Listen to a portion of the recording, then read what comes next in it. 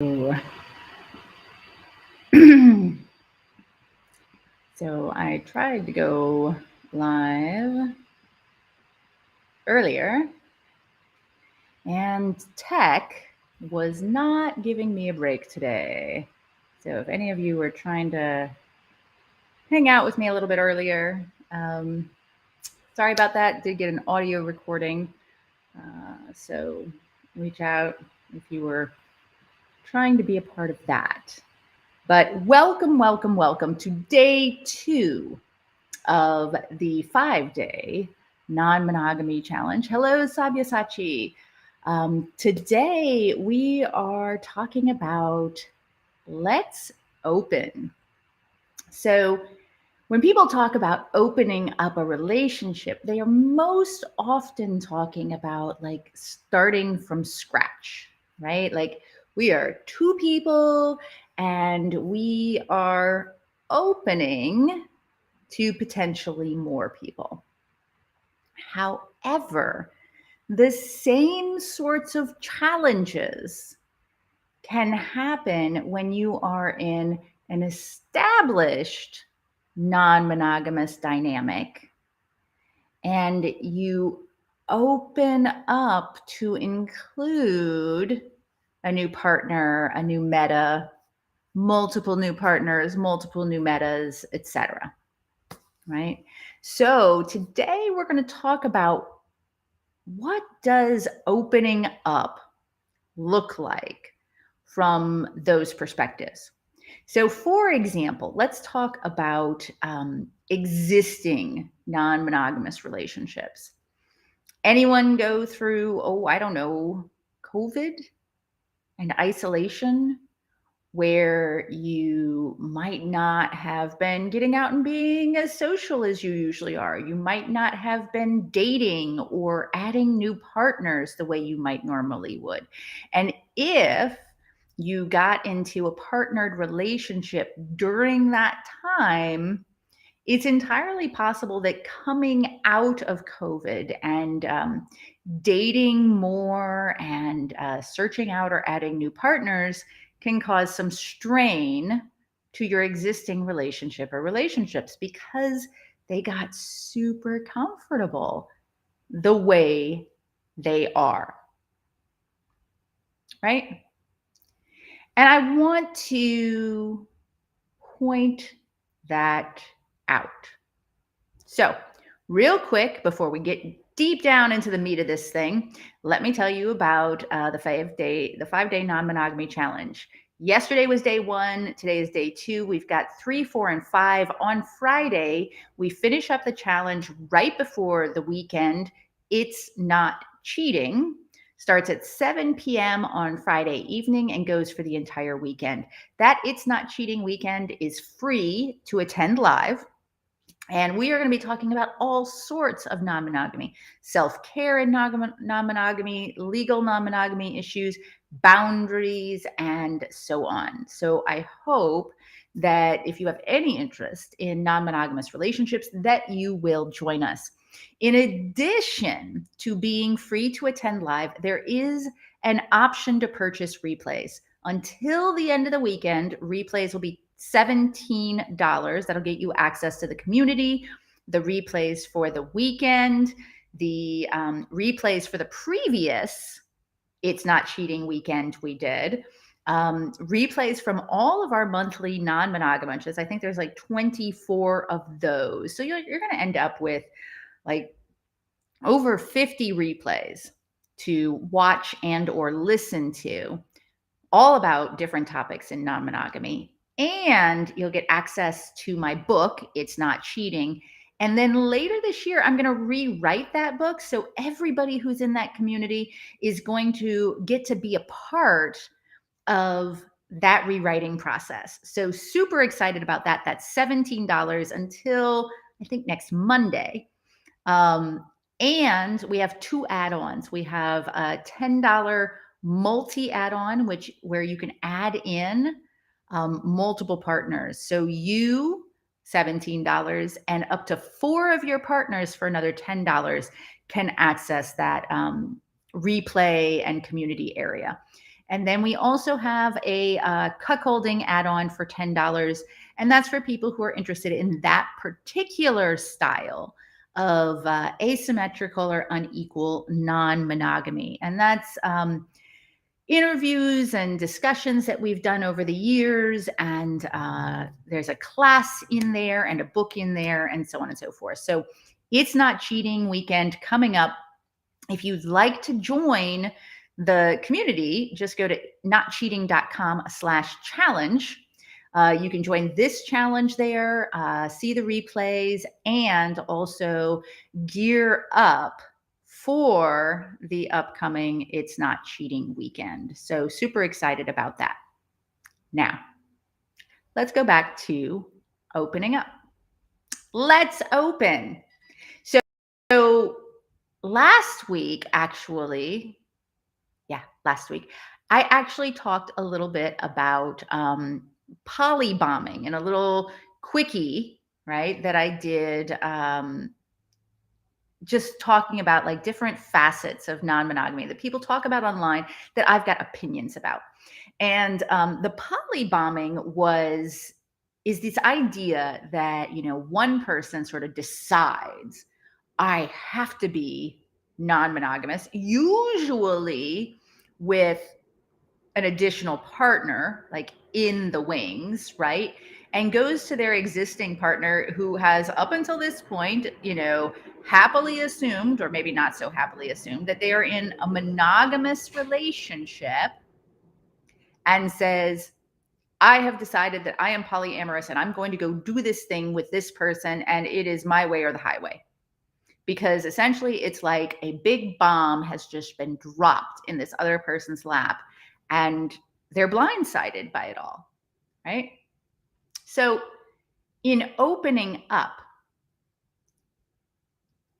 one of the things that we definitely want to avoid is dropping a bomb, right? Because if we do love the person or people that we're currently in a relationship or relationships with, and we respect them and hope that those relationships will continue, then we want to be compassionate in our communication, right?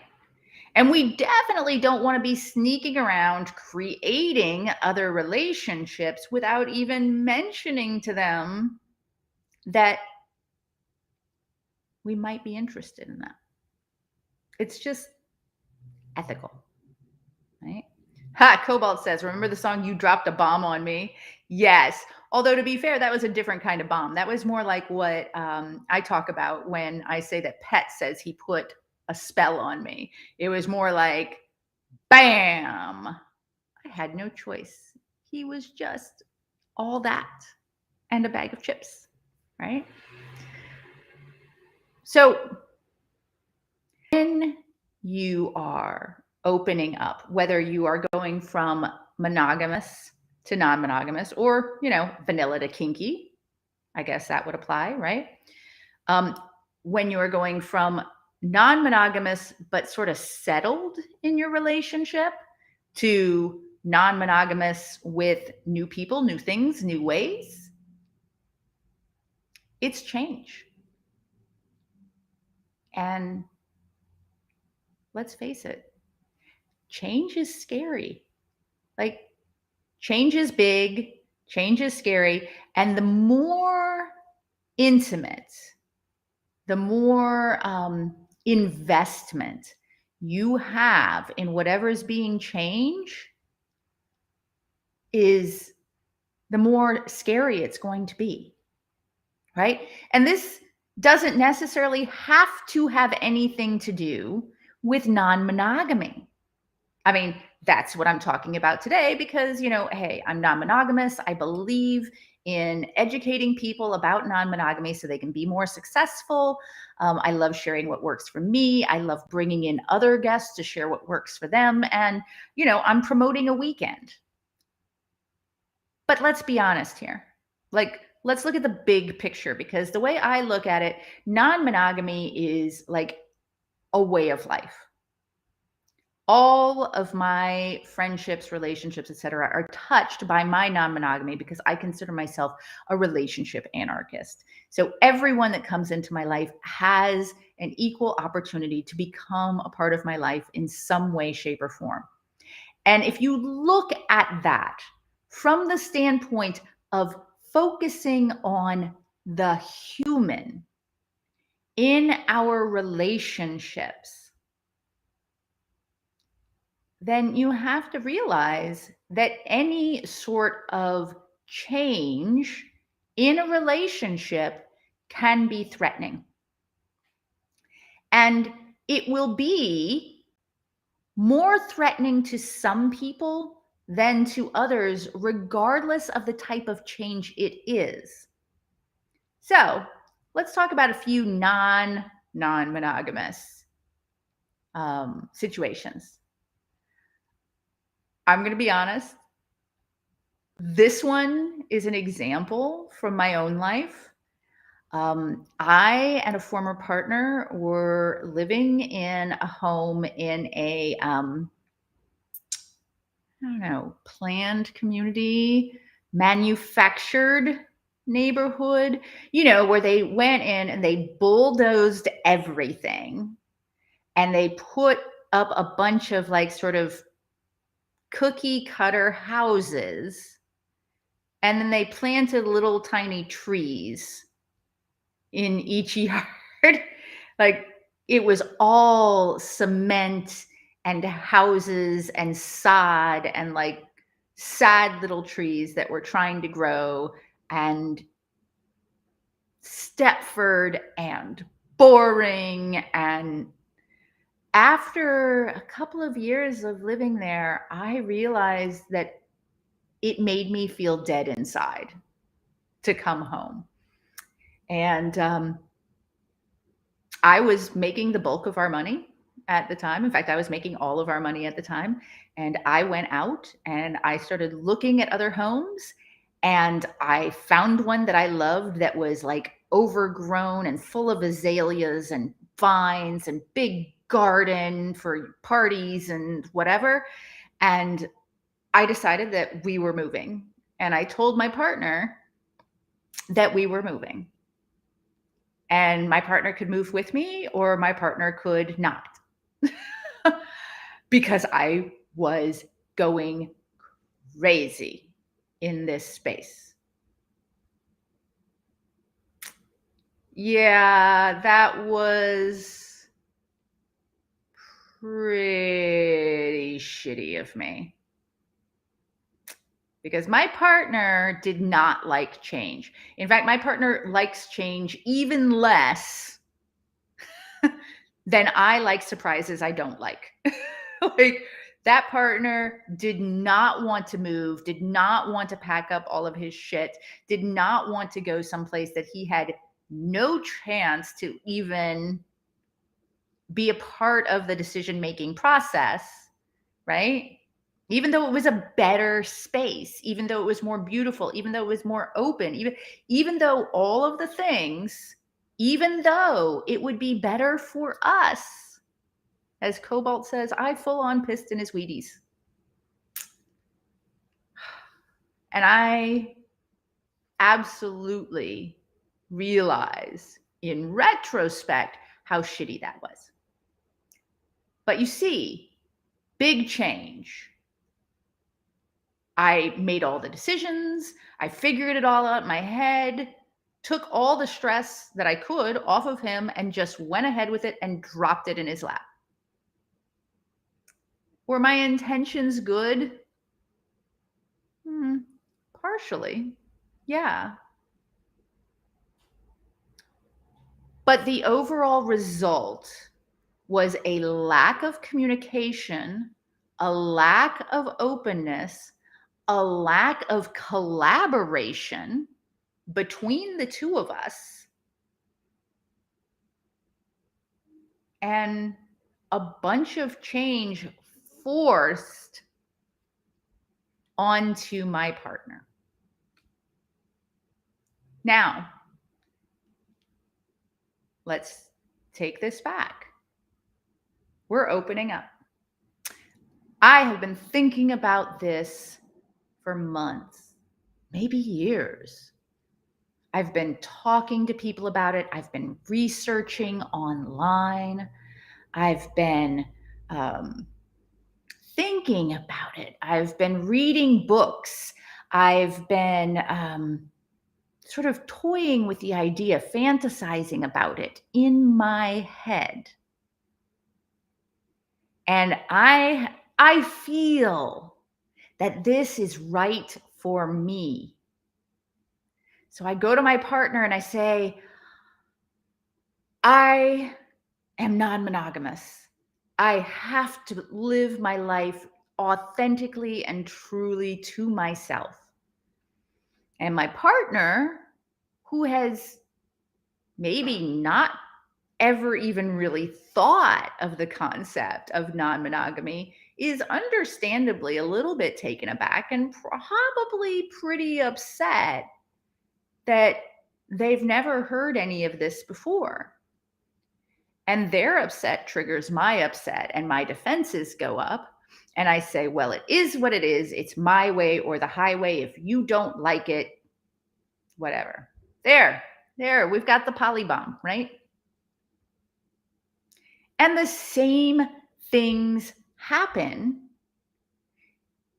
in opening up relationships to new partners, to new experiences, even if you already have partners.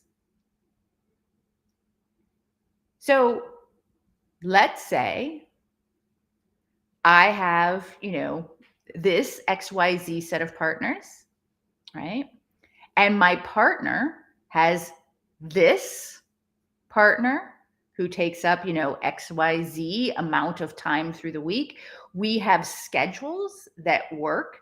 We flow with each other. Hey, have you made a date with so-and-so this week? No, not yet. Okay, you better do that, because think about this. We only have these days available if this, that, and the other thing is going to happen, right? It's settled. It's easy. It's us. Like, I know what's happening. I know what's in the calendar. I know when to think, oh, so and so, my partner's other partner, may want X and Z. So bring it up to my partner, because sometimes he forgets these things, right? Now, what if? Now realize I have multiple partners. I have play partners. I have poly partners who have been in my life from, I think the youngest relationship there is 5 or 6 years old now. 6 years, 8 years, 9 years. And my nesting partner, which is 9+ years, almost 10 years now. So I have those. And then I have playmates. My partner just has the one. So let's say that my partner, who tends to be the sort of person who, when he creates a new relationship, he tends to get NRE and wants to really dive into it and experience it and pick it apart, and puts a lot of time and focus into it at the beginning. Now, when I had a partner, I'm like, okay, these are the nights I have available. I usually spend this alone. I'll spend it with this partner this time, whatever. Our schedules very rarely change a whole lot. But he adds a new partner, and all of a sudden, there's another 2 nights a week that we have to squeeze out of the schedule when everything has been so smooth. It's now chaos. I don't know what to expect out of a week. I don't know when that other partner is going to want things for birthdays or special events or whatever. I don't know how I'm going to interact with them. I don't know how they're going to interact with me. I don't know how my partner is going to be able to maintain his calendar, because he's not great with calendaring, as I've just mentioned to you, because I'm like, hey, have you thought about this? No, let me think about that and put it in the calendar. Okay, because we only have this many days, right? So he adds a new partner, and all of a sudden things go into chaos for a while. It is no longer settled. It is no longer serene. There is no longer a reason to feel like I can expect what's going to happen over the next couple of months, right? Roger says, way too complicated for me. Sure, absolutely. I mean, this is just part of my life, part and parcel of loving an autonomous human being. The way I look at it is I would absolutely rather have him and the chaos he brings to my life in my life than not. And luckily, he feels the same thing about me because I'm kind of chaos incarnate. Not so much in my relationships, but just in so many other ways. After all, sometimes I'm just like, hey, babe, I've been thinking about this really deep issue. How about we talk about our relationship? Instead of, oh, I don't know, going out and having fun with friends tonight. Okay, baby, I love you. Let's talk about our relationship. Cobalt says his heart is an ocean and his mind is a surfboard. He's after the next big one. Luckily, he's not so much after the next big one, but if the next big one sort of comes by, he catches it and rides it to the terminus, right? I'm a little more sedate in that particular way, not necessarily in all these other ways, but in that particular way. So understand that it's a process. Opening up is not a one and done thing. Even if you are experienced in non-monogamy. So let's talk about what it can mean to step into new non-monogamy and expanding your existing relationships. So what are the things that you want to be thinking about and that you want to be aware of in yourself and your partners as you move forward and grow? Okay, so let's think about our partners. So for me, if my partner were about to catch that next big wave that's just presenting itself right there for him to surf, right? Using Cobalt's analogy. One of the things that he would probably want to pause and think about is my personal love of knowing, of being able to count on a schedule or knowing the overall arc of his thoughts and feelings. Like something as simple as, hey, I'm going to go mountain biking on Saturday with, this person and this person. And then Saturday comes along and he goes mountain biking and then he comes back and he's like, yeah, and this other person who I never mentioned before, but who I have the hots for, ended up joining us. Now, normally, for me, it's ideal that I know ahead of time or that he just lets me know. My brain functions in such a way that it's not even jealousy, it's just a hiccup. My brain is like, oh, these are the things that are happening. Wait, what? And so we've learned to communicate as much as possible ahead of time, even if it's, hey, babe, so-and-so hot stuff just joined us. I love you. I'll talk to you later. Oh, okay. Right? So if there's a big opportunity, my partner saying, hey, this opportunity just presented itself, and I'm thinking maybe next Thursday going out on a date and seeing if I can carpe that diem. And I'd be like, fuck yeah, I am your biggest cheerleader. Go for it. Yes, do the things, have the fun. Let me know how it goes. Right? As KS says, he seizes the opportunities. Jan D, I think I may be the reluctant polyamorous. I'm definitely ENM, but polyamory is something I still wrestle with. So I understand that, because a lot of people are like, you know what, I can deal with the sex, I can deal with the flirting.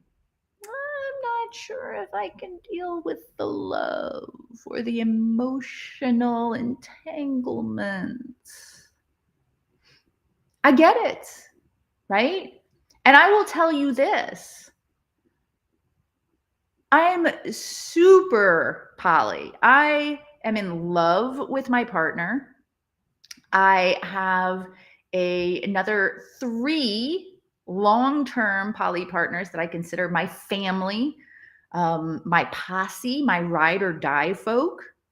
I have multiple playmates who, if they last for years, will also become part of like that giant clan of mine. Like, I gather people to me and I love them hard, right? I do. It's just who I am as a person. And yet, sometimes knowing that one of my people loves someone else smacks me upside the head. Again, it's, these are my people in the semi-possessive way. Like, these are mine. And all of a sudden, so-and-so is like dating this person and is like super falling for them. And all of a sudden I'm like, oh yeah, say what? Okay. Okay. Okay. I got this. Okay. Filing, changing, looking at different trajectories in my head. Okay. Okay. Rearranging my thoughts and expectations. This is how my brain works. It's not like, oh, you've got a new partner. That's super awesome. Like, it takes a while sometimes. Not always, but sometimes. Right? So be aware of how your partners navigate new situations, how they accept and process new information. And again, not just about polyamory or about non-monogamy. Look at how they have done this in all these other facets of your life, and you're going to start to get a clue for how they might handle this as well. Right? Cobalt says, my friend and I learned not to surprise me with unexpected stops while out. Yeah, something even like that. For me, it's I always ask people, like my partner, if he's going out, I say, about what time will you be back? And if he says, I'll be back around 1, anywhere between, like, say, 12:30 and 1:30, because he said around 1, that hour window, that's good. If he comes back before 12:30, my brain goes, what? Because I was already in, I will be alone until that time mode, for example. And if it's after 1:30, then I begin to go into, everything okay? And so my partner will now say around 1. And if it starts getting a little past like 1, he'll say something like, hey, babe, I'm going to be a little bit late. We stopped to get a beer. It'll probably be closer to 2:30 or 3. Perfect. I can make that adjustment. Right? Again, these are my examples. Yours might be radically different, and your partner's might be completely different. This is part of the communication, though. How does your partner handle change? Right? Shandy says, my NRE can get like your partner's. It's caused a few hiccups in my dynamic. So I'm going to talk a little bit about NRE as well, because that's pretty critical. So hold on for that one, because there's a whole lot I have to say about NRE from talking to tons of people, and also being a person who doesn't really experience it in a relationship with someone who does. Because there's a huge pile of steaming that we can step into when it comes to NRE, right? So, opening up. First, like I said, be aware of how your partner handles and processes change. Be aware of how you handle and process change. Don't be like, oh, my partner's not good with change. And then, but me, I'm fine. Wait, what? Like, how are you when people are late when you're expecting them? How are you when your expectations, either spoken or not, remember covert contracts for those of you who follow me, spoken or not, how are you when your expectations are not met? How are you when your expectations are not met for a reason that you're not 100% sure about? Because it's one thing to be like, oh, shit, they were late because they got a flat tire, right? So we missed part of that important office party. It's another thing if they were late because they were on another date and we missed part of that important office party. Or maybe it isn't. For me, the difference would be, did they message me to say they were going to be late so that I would just go on to the party by myself and have them join me, or not join me as they saw fit, right? Other people would be peeved no matter what happens because their expectations are rock solid. Understand how you handle and process change as individuals.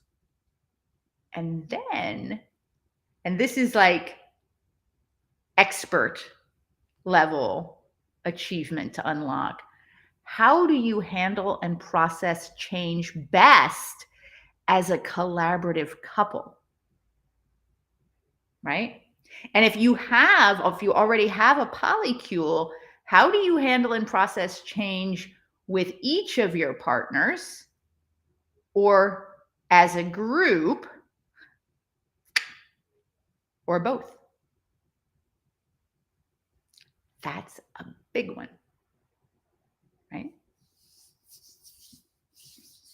Cobalt says, I think the fact that your water cup is always the one that says national parks are for lovers says a lot about your need for routine. So for those of you who don't know what Cobalt is talking about, let's see. National parks are for lovers.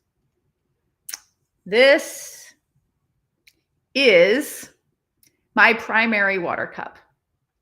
It was given to me by my partner. It is a gift, and it is washed every morning, and it is filled up with water, and I drink from it every single day. I love my routine. If I can't find my water cup, my brain does that thing. Wait. And then I go get another water glass, which is not quite the same all day long.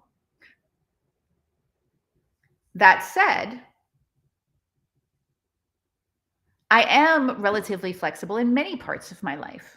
Again, though, setting the expectations ahead of time is the best way to make me happy. If you have a surprise for me, tell me it's going to be a surprise. Outline the overall scope of the surprise, This evening, I'm taking you out for dinner and romance. It's going to be a big old surprise. Yay. Or something as simple as, hey, when you get home, could you dress up? I've got a surprise for you. How do you handle change?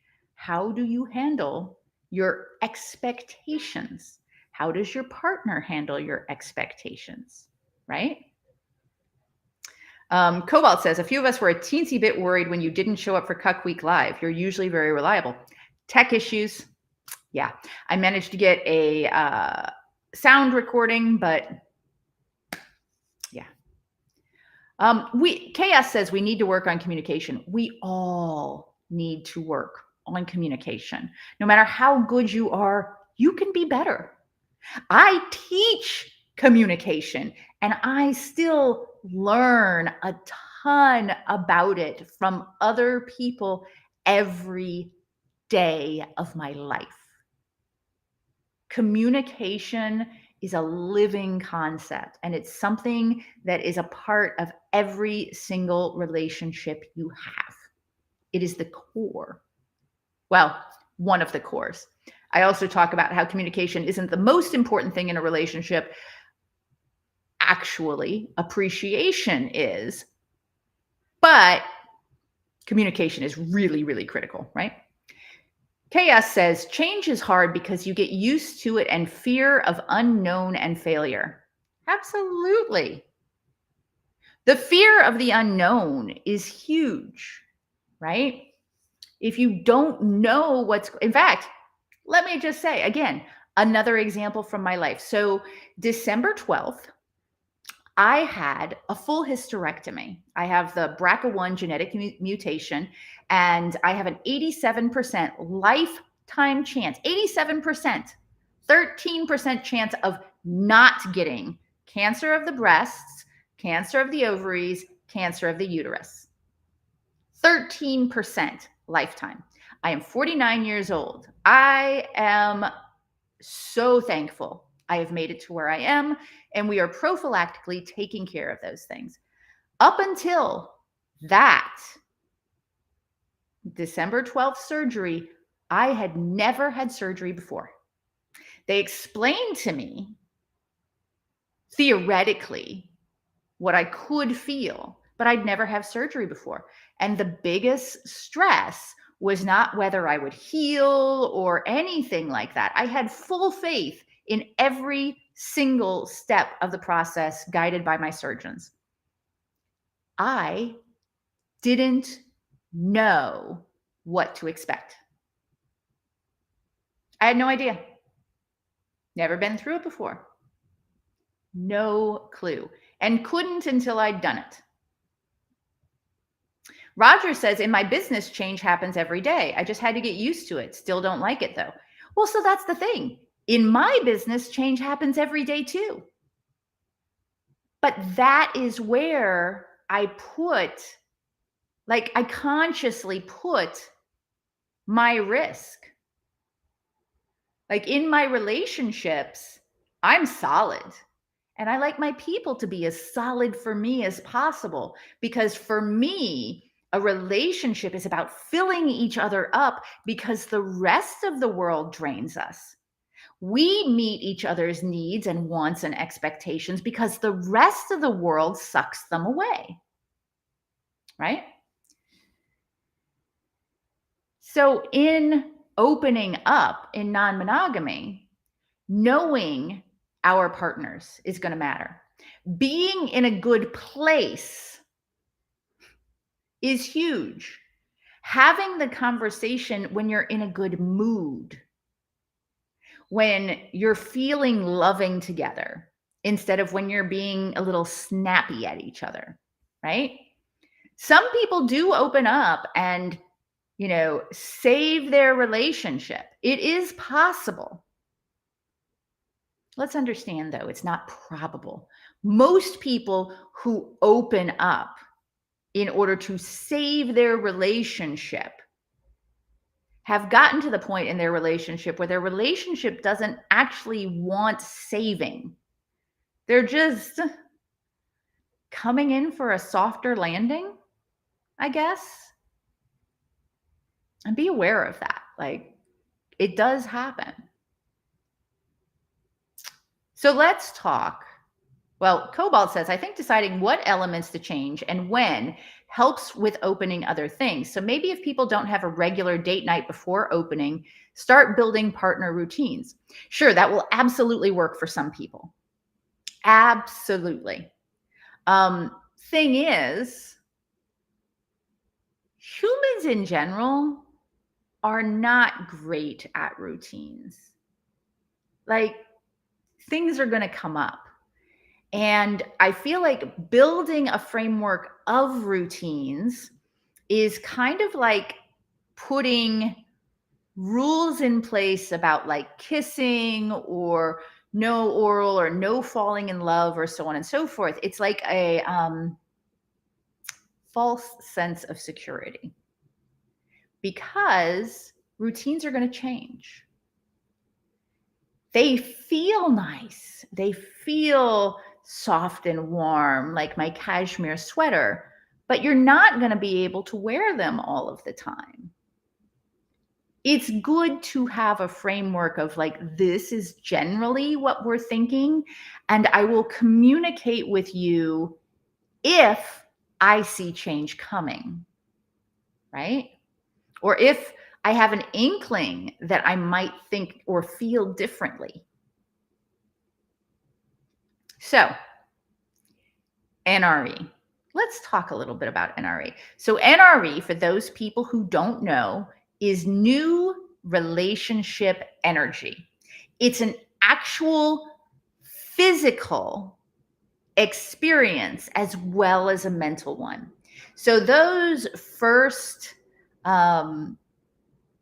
dates, weeks, months, NRE theoretically lasts until about 18 months for most people, or let's say up to about 18 months, depending on how often you spend together, your body chemistry, et cetera, et cetera, et cetera.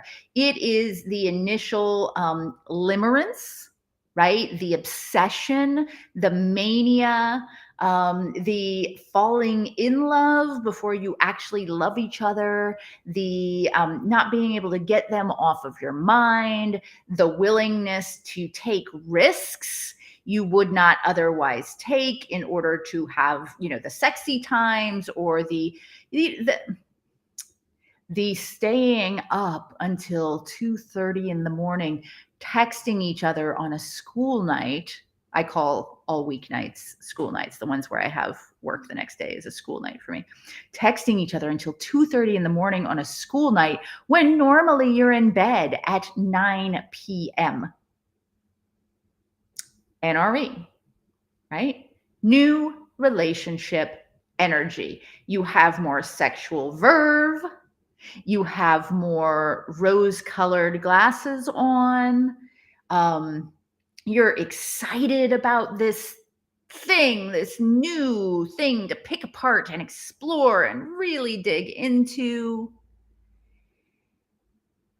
And it can be a problem. It can be a huge problem. I don't get NRV in the way many people in non-monogamy or polyamory do.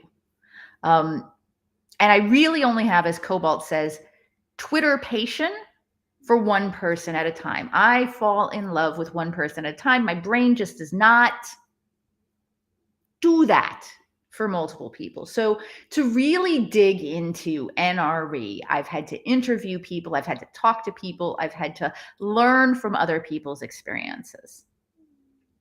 And I've wondered for years what was wrong with me for not getting NRE. And it turns out it's just the way I'm wired.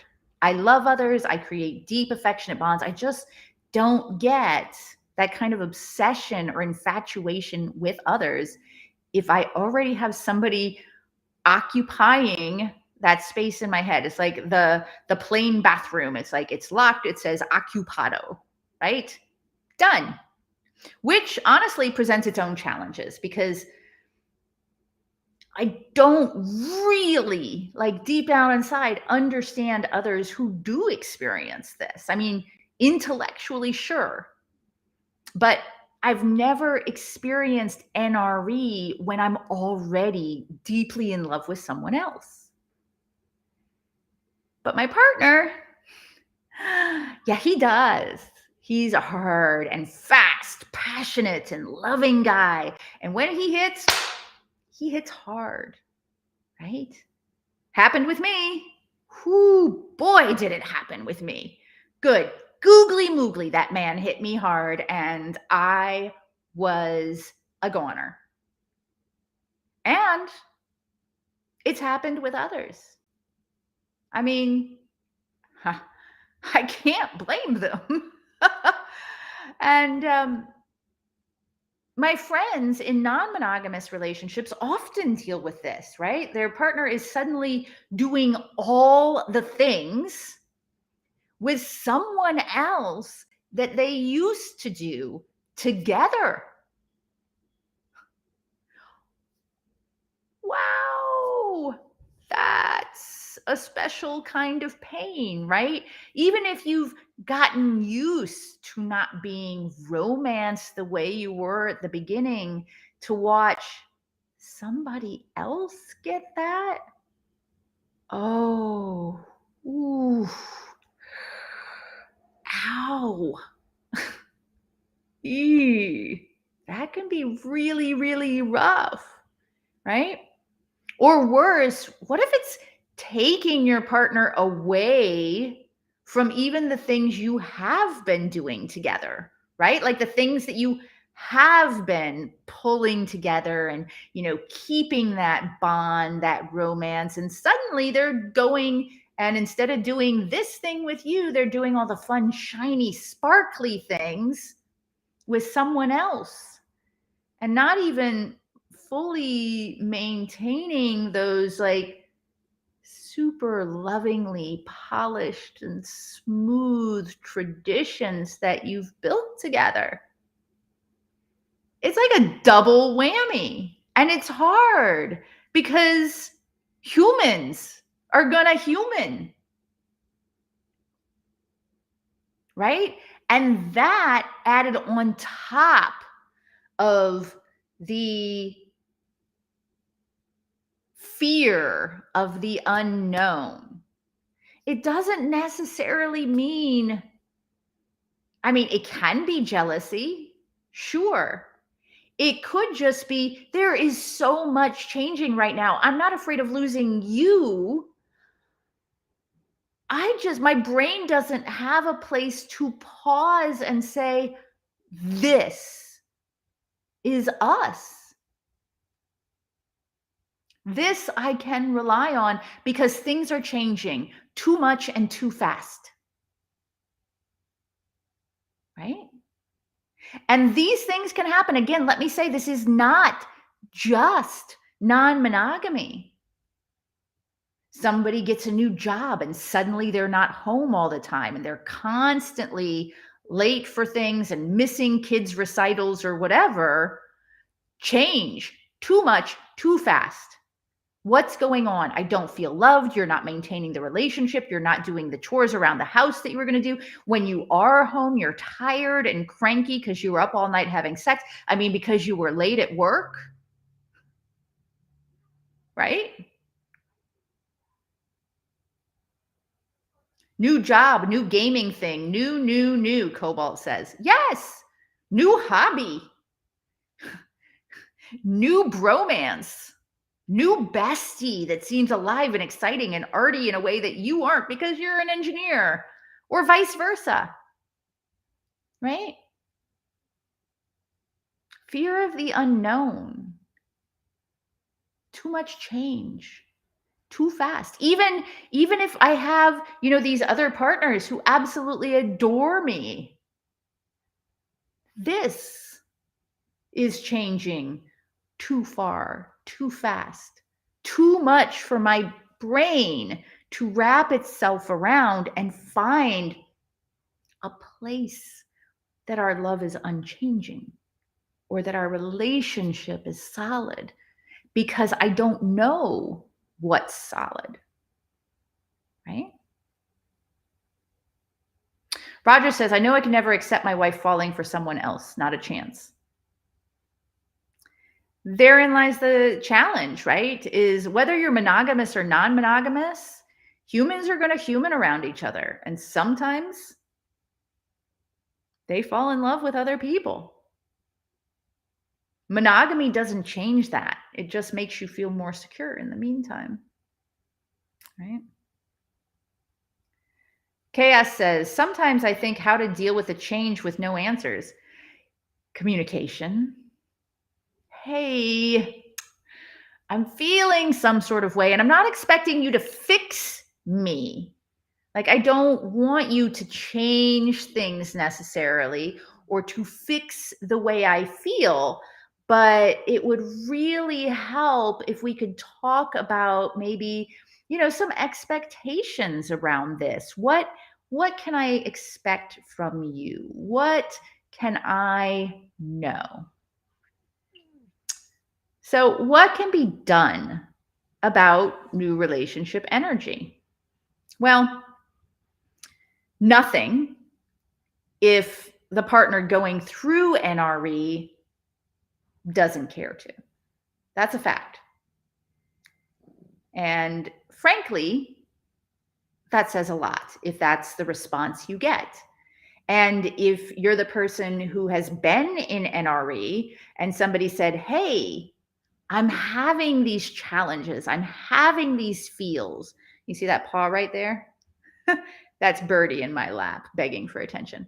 I'm having these feels. I'm having these challenges. I'd really like to talk with you about things. I'd really like to, get us to a place where we can have expectations of each other. So I can feel good about something.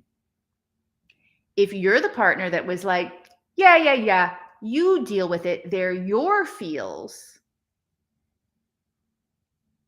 that says a lot, right? Because you're letting something carry you away from your partner. And if you're doing that, there might be a reason that you don't know of way back in the back of your head that's saying, this isn't quite good enough. This over here, though, that might be. And that's something to examine. So, but let's say they care, or you care, or you both care, right? And now it's just figuring things out, right? What's the first thing? Communication. Communication. Yes, always communication. Same old, but it's no less true. Yes, Cobalt, high-fiving Kitty for the win. Absolutely. But you got to be able to communicate with each other and talk about it. And then, second, where the rubber meets the road, recognize that resources are limited. We all have a limit on time, personal energy, money, right? And when you're in an existing relationship, those resources, while they might be yours and yours alone to distribute as you see fit, have been distributed a very particular way. So you have led people potentially to expect that they will continue to be distributed in that way. And when those things start to what? Yes, Jules, change, right? When those things start to change, it creates a fear of uncertainty. It doesn't even have to be jealousy. I may not be afraid of losing you to that person, but there's an unknown that causes distress, right? You could spend time when other is out creating a set of notes when you go out next. Sure. Yeah. So, third, make a plan. Best to make one before all of this happens so you can watch it coming and put it in place. But a late plan is better than no plan at all, right? If you truly care about each other and want to make sure that your existing relationship or relationships grow and thrive as you step into non-monogamy or as you start embracing additional people or different types of non-monogamy, right? Because the best way to experience compersion is to share the enthusiasm and love. And that means communicating so there isn't that huge unknown. And what that's going to look like is going to be different for every relationship.